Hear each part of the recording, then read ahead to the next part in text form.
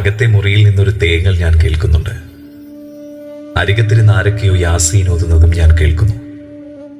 ചങ്കും ചങ്കിടിപ്പുമായി കഴിഞ്ഞിരുന്ന ചങ്ങായിമാർ എന്നെ നോക്കി വിങ്ങി പൊട്ടുന്നത് ഞാൻ കാണുന്നു. എനിക്കിഷ്ടമില്ലാത്തൊരു ചന്ദനത്തിരി ആരാതവിടെ കത്തിച്ചു വെച്ചേ? എന്നെ പറഞ്ഞയക്കാൻ ആർക്കാ ഇത്ര ധൃതി? അവളെവിടെ? എന്റെ പാതി എവിടെ? അവളുടെ അന്തിചുംബനമില്ലാത്തൊരു യാത്ര വേണ്ടെനിക്ക്.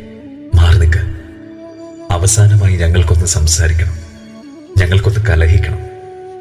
ഒടുവിൽ ചുടു കണ്ണീര് കൊണ്ട് അവൾ എന്റെ മുഖം നനച്ചതിന് ശേഷം അവരെന്നെ കൊണ്ടുപോകുകയായി. ജനലരികളിലൂടെ കലങ്ങിയ കുറെ കണ്ണുകൾ ഞാൻ കാണുന്നു.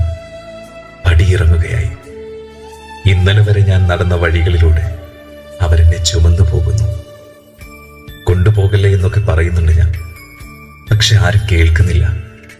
കാരണം ഞാനിന്ന് മയ്യത്താണത്രേ.